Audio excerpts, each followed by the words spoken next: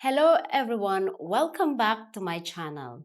And today, I'm going to tell you a story about a girl who learned how to save and who learned how to scam and make her wishes come true.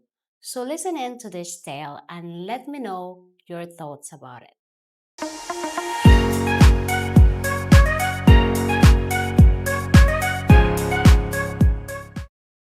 One of my younger sister, who's currently age 25, had a best friend in school who lived on the same squatter area as my sister did.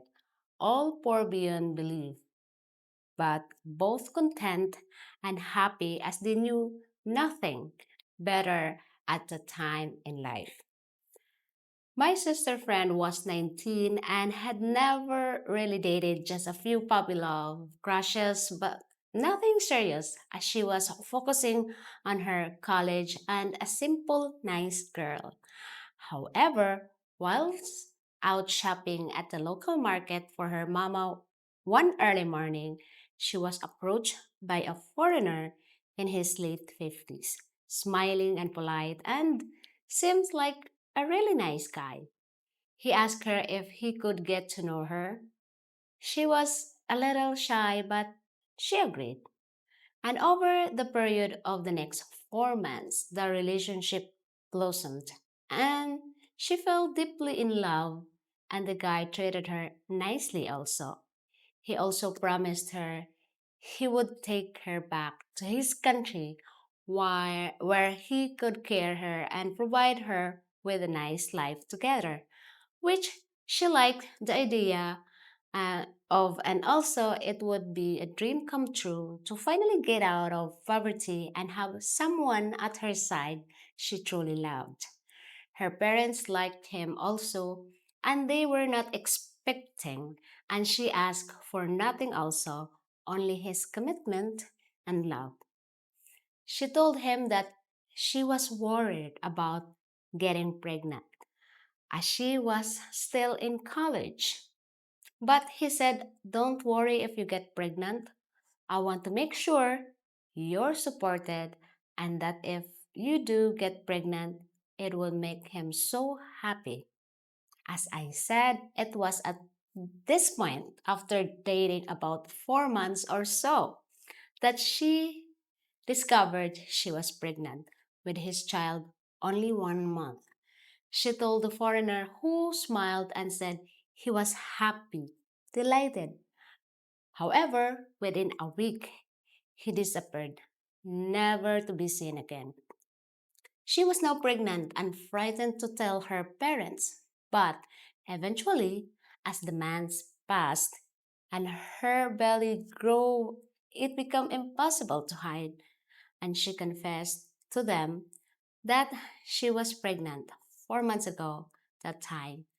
They were shocked and upset initially, but after a week, they accepted it and were excited waiting the birth of her baby. And also, they would become grandparents for the first time. When she was 8 months pregnant, she went for a checkup and realized the baby was breech position. So they told her unless the baby turned, she would need a cesarean section, which of course she could not afford. Neither could her parents afford, as they were both impoverished. However, the family borrowed from relatives, from friends, in order her that the birth went well. All was still very excited to see the baby, who by now she knew it was going to be a baby girl. The C-section cost 40,000 pesos at the public local hospital, which the parents and relatives really struggled to raise the money, but they did. The baby was born fit and healthy, but tragedy struck 5 days later when the baby died of cold death. The family were all broken hearted and now also faced having to sort even more money out for the wake. As if your baby dies within the first year, the funeral homes have a policy here where they will take care of all the cost of the funeral, but as I said, not the wake. The next few months were filled with heartbreak and tears. But after 5 months or so had passed, we saw that lovely girl change, as not once had the foreigner been in touch who got her pregnant and had blocked her, so there was no way she could have contacted him. Sadly, this made her become very bitter and depressed. Over the next few months, we saw her attitude change. She became cold as if her heart had turned to stone. You couldn't blame her either. She had been through so much for a young girl. Then, out of the blue, and against her normal attitude, she joined some dating sites. And then, every month, a foreigner appeared at her squatter area, staying for 1 or 2 weeks. The next month, another foreign would come to the squatter area and stay 1 or 2 weeks.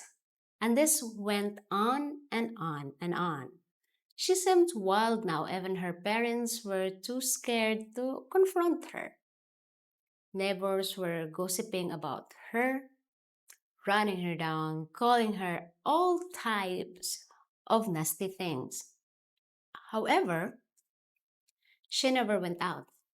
She stayed mostly, she stayed in mostly, sorry. But after about a year, she started going out every day and staying out from 8 a.m. till about 5 p.m. daily for months and said nothing to anyone.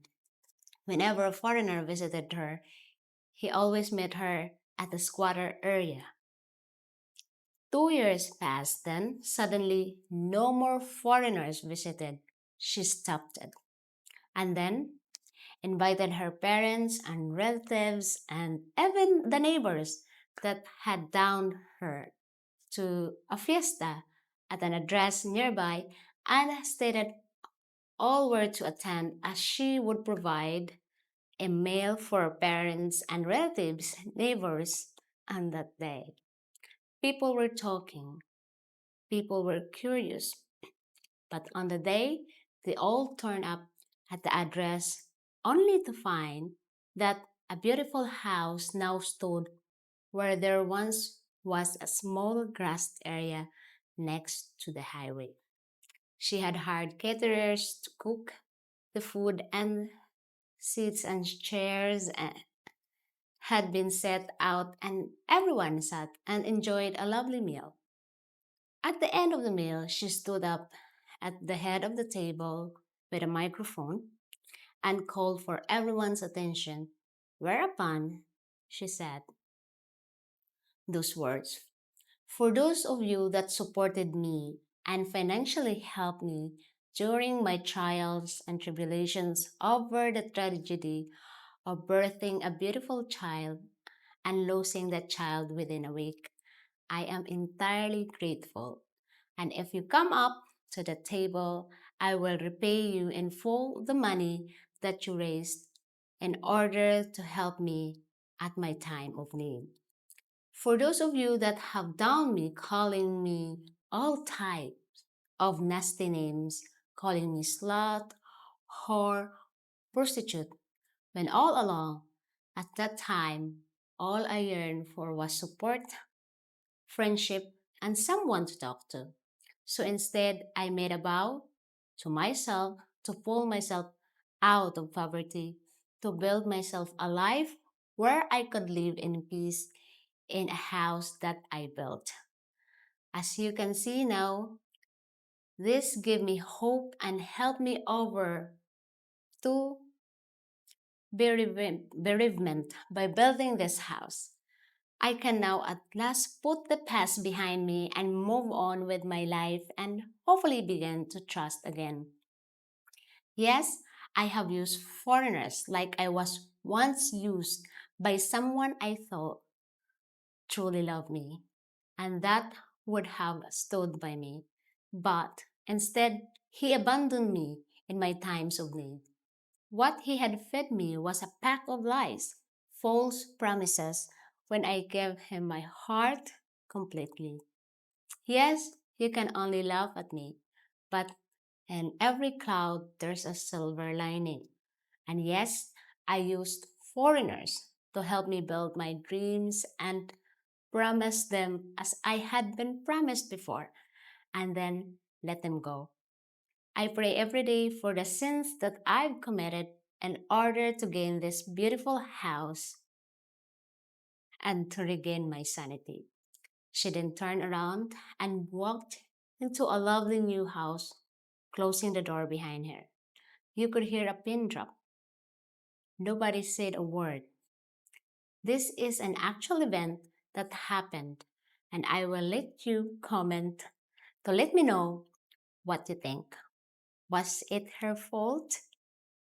Was it the foreigner's fault? Was it the people around her that downed her? Or was it coupled with false promises from a foreigner that she truly loved, coupled with the tragic loss of her baby? I will let you decide. Anyway, as usual, stay safe, stay healthy, and find true happiness if you come to the Philippines. Until next time, it's me, Jean, signing out.